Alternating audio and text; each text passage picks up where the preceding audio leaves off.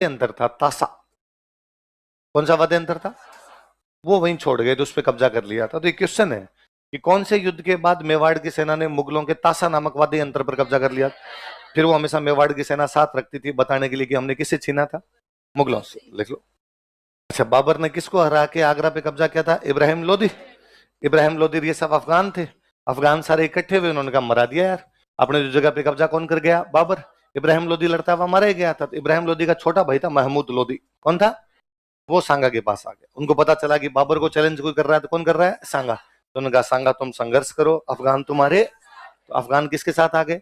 सांगा। इस बार सांगा ने मूड बनाया, यार हर बार अपने ये जीत के वापस चले जाते हैं, इस बार आगरा पे कब्जा करते हैं, इतने नजदीक आए। वही खानवा से भी, ये बयाना से आगरा कितना पड़ता होगा?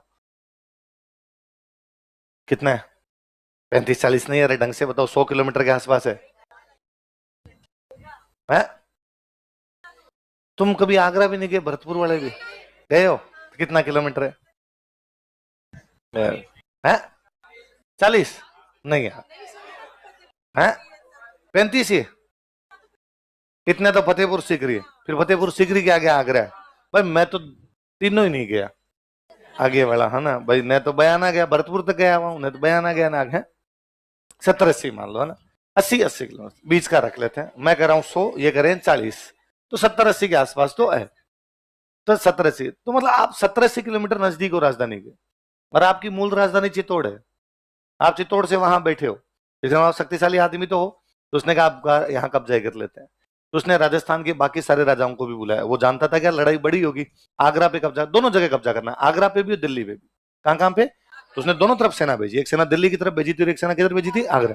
अपने इधर कब्जा ही करते हैं। उसने लोदियों को कहा कि भाई यदि कब्जा करेंगे तो मैं तुम्हें वापस दिलवा दूंगा, तुम्हारी जगह वापस दिलवा दूंगा। लोदियों ने कहा भाई ठीक है, तू दिलवा देगा तो हम तेरी बात मानते रहेंगे। अब वो बयाना से आगे बढ़ रहा है आगरा की तरफ। किधर जा रहा है? बाबर को लगा मुश्किल से तो कब्जा किया है, ये छीन लेगा, तो फिर बाबर आगरा को बचाने के लिए बाहर आता है। ये बयाना आगरा के बीच में एक जगह मिलते हैं, खानवा। कौन जगह? लिखो, खानवा का स्टार लगाना।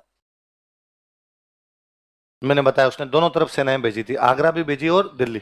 उसकी जो दिल्ली की तरफ सेना गई थी ना, उसने दिल्ली के आसपास के 200 गांवों पे कब्जे किए थे। कितने